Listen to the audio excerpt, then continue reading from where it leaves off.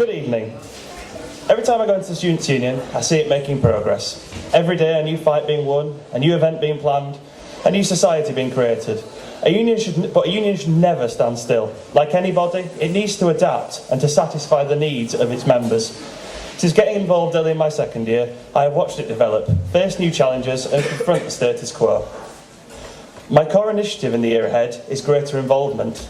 I have noticed candidates in the field have talked about in their own manifestos, be it increased intramural activities in sport and healthy living, be it societies, both academic and recreational, societies and community, be it widening the base of feedback and strengthening the voice of students at education and welfare.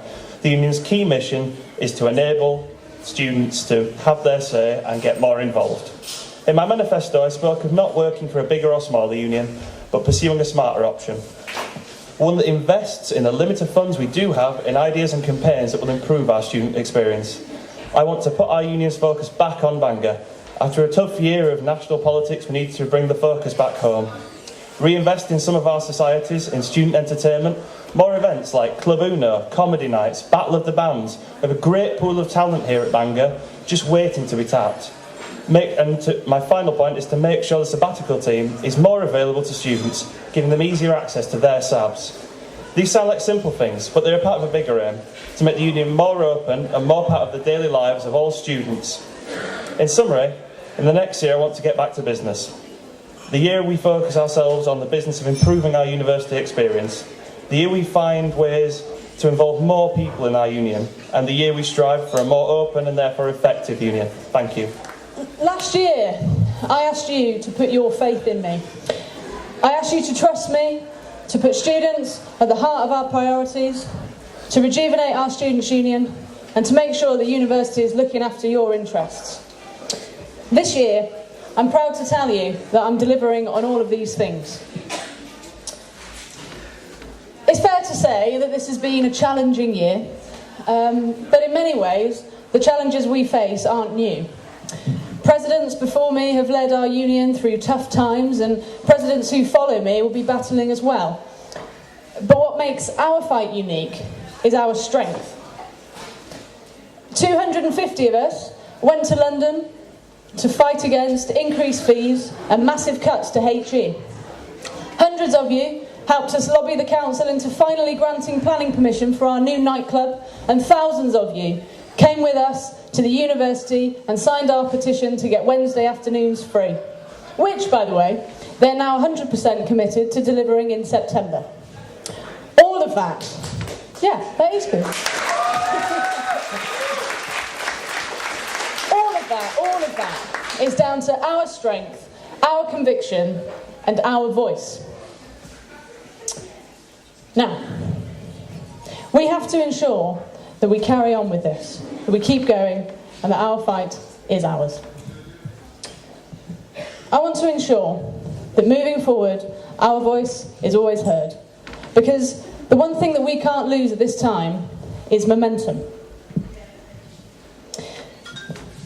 In our time at university, I think the one thing that is really important is that we always make sure that we keep the student voice at the heart of everything.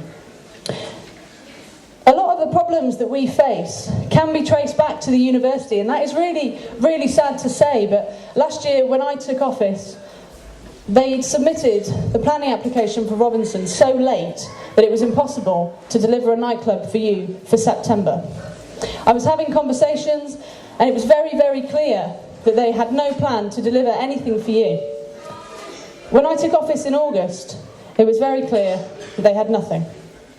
After some serious lobbying, some threats of protests and occupations, I finally managed to get them to deliver something. And problematic though Hendra has been, we very nearly had nothing at all. And that is the power of a strong students' union.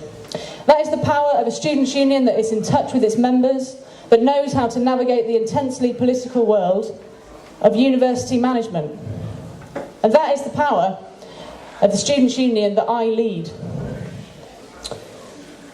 Obviously, 2010 was the year of our national fight, of the year of lobbying, petitioning, protesting, and we were there for that. 250 Bangor students on coaches in London. But now that fight has come home.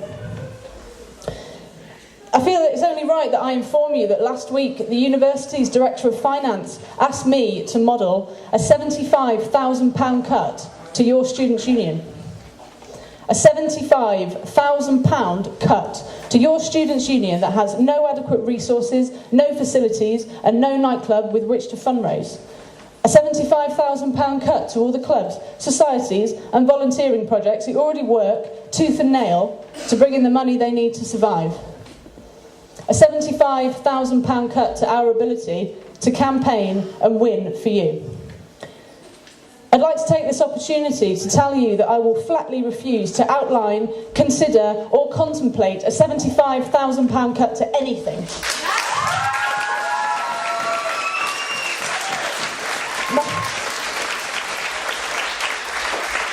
My Students' Union will not allow the university to charge you more money whilst at the same time significantly reducing the facilities and services they give back to you. I will not allow your courses to be threatened, your resources to be reduced and your contact hours to disappear. In this climate, what we need is experience, knowledge and momentum. I'm already fighting this, I'm already delivering, I know what I'm doing and I know how to do it. Last year, I told you I thought I was the right person for this job, and this year, I know that I am. Thank you for listening.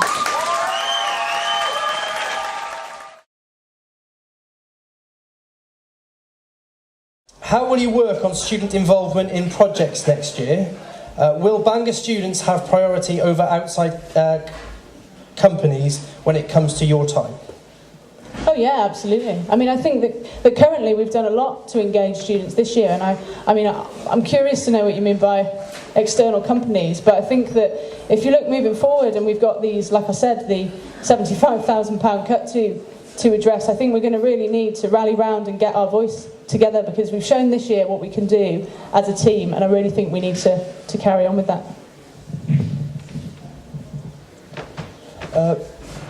Yeah, I think that students come first. It's a students' union. They are the priority. And I don't think that anyone else can be put in front of that priority. Okay, thank you both. So this question to Mark first. What are your plans to develop the Welsh community?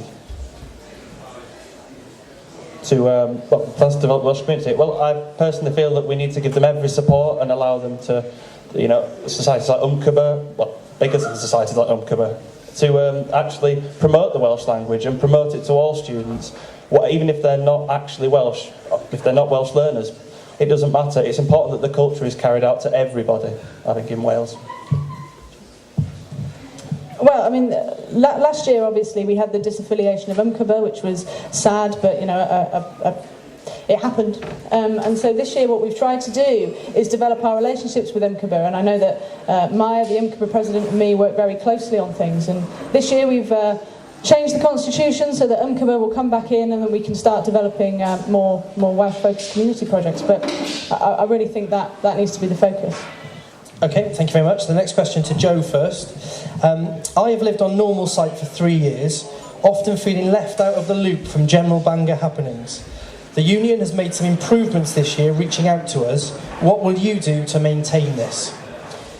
Well, I mean, that's definitely the case for all the satellite sites. And this year I've spent a lot of time working with normal site JCR to make sure that they are kept in the loop. And I've been really pleased, and I think that we've really managed to reach out to the satellite sites, and I'd really like to carry on with that. The JCR are really key to the normal site community, and it's something that we've tried to replicate with hall societies and other sites. There's been, medium levels of success, and I'd really like to see if we can develop that further too. Yeah, I think we've got to build on the strengths of what we've achieved so far. I mean, what the team this year have achieved, with the JCR, working with them, improving their facilities this year. I think we should build on that next year. And, it's always a process of building, always moving forward. Okay, so this question to Mark first. What are your thoughts on the accommodation sites other than Frithwyth? My thoughts on them? I think they're, not as up to the standard as they could be. I heard in first year I was told that the original idea was to move up to Frith in just generally. But, they have maintained having these ones outside, and I think that if they're going to maintain them, they should bring them up to the standards that all students deserve. Well, I like normal side very much. There's been a lot of problems with Brenethan this year, as you might already know, you might not. The university really haven't given any thought to how they're going to maintain things like Brenethan, who are up on a hill and quite out of everything. So we've been working very closely because there's been a lot of problems, and I think that we need to make sure that if the university is going to provide accommodation to students, be it on Frith or not, that it's up to the standard that students are paying for and that students deserve. What steps will you take to make sure all student opinions are heard before a decision to go on a protest is made? And do you think that it is fair that clubs and societies were pressurised into attending these events this year? Oh, right, okay. Well, I'll take the second part first.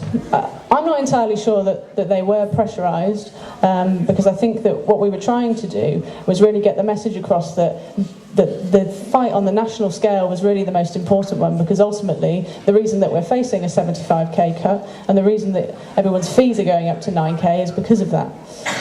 What I'd say to the second part of that question is that obviously we need to look at how we can change our democratic structures to make sure that they're more transparent, and that's something, there's a process that we're currently undergoing. We want to look at more informal forums and how we can get more students in without having to sit in a university room and talk about formal policy. We want to try and make sure that we're reaching out to students, so that's how I'd answer that. Well, I think that I didn't hear any. I mean, I personally wasn't pressured to go to the march down London. I think that is something maintained. It's all about voluntarism. That is the core of unionism, that we are voluntary and that everyone has a choice in the matter. And if people don't feel that there was a choice, then surely there's an issue there. But I'm sure that wasn't the case. Revolving to the other point, I do feel that in future we need to improve how we talk to people, but that's always going to be an ongoing process. Communication needs to be developed, and eventually we will get to a point where we can talk to people in a much more consultative manner. How have you supported awareness raising efforts around violence against women, and what would you do to ensure this support continues next year in the face of possible student union cuts? Well, I think as I've talked about in my manifesto, I've talked about we should try and support all campaigns, specifically ones that actually are helping people out and are improving the lives of students and raising awareness of issues. And I do feel that we should do our best to make sure that these are retained. And I've said next year that I will do my absolute best, if elected, to carry on with this process. This gives me an opportunity to plug the general meeting, which is happening after Easter, and you should definitely come. At which point I'll be taking a motion about zero tolerance to sexual harassment or any other kind of harassment in the union, on campus, and specifically in the venue when it's opened in September. So we will be amongst some of the first students' unions to have a zero tolerance policy to any kind of harassment. If you pass it, of course, which I think you should, but fine. But yeah, that's what I'd say. How do you physically plan to show students what you have done during the year if you are elected? Physically? Okay.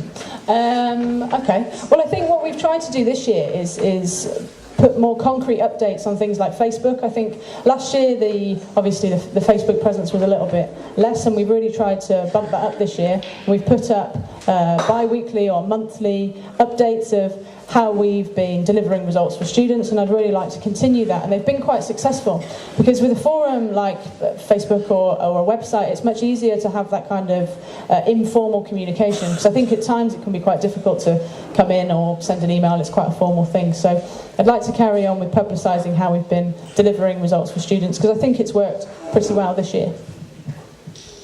I think it's all about developing the way we talk to people at the minute. It's about improving it. It's about getting the message out and also letting things feed back into us. I mean, the Course Rep Council this year has been successful at feeding in.